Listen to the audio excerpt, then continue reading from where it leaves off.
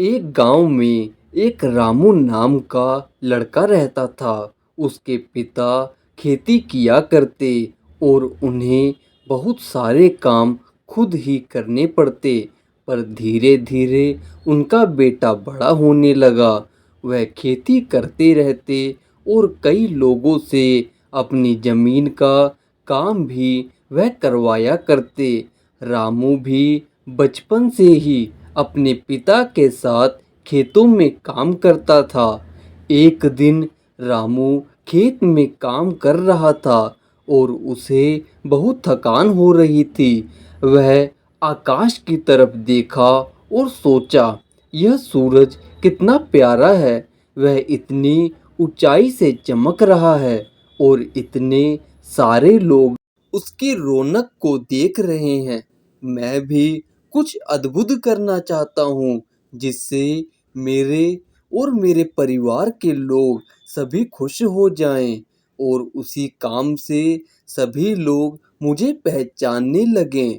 उसी समय एक पुराने साधु बाबा वहां से गुजर रहे थे।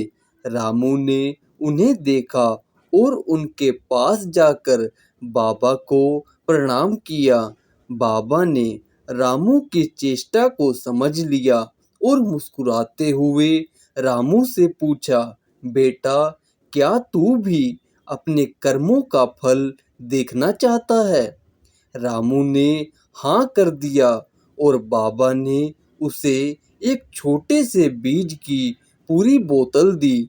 उसने कहा, बेटा, यह बीज ले जा और इसे अपने खेत में बो दे। इसे ध्यान से पानी दे और इसकी देखभाल कर। देख, यह पेड़ कैसे बन जाता है। लेकिन ध्यान रखना, इसमें वक्त लगेगा और कड़ी मेहनत की जरूरत होगी। रामू ने बाबा की बात मानी और उस छोटे से बीज को अपने साथ लेकर अपने खेत में गया।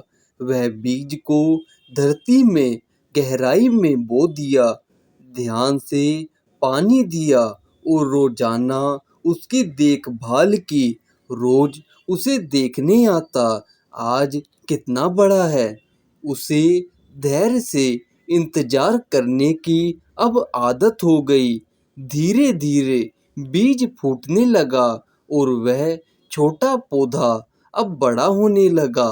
रामू ने उस पौधे की देखभाल की और वह प्रतिदिन वहां पर जाता, वहां बैठा रहता।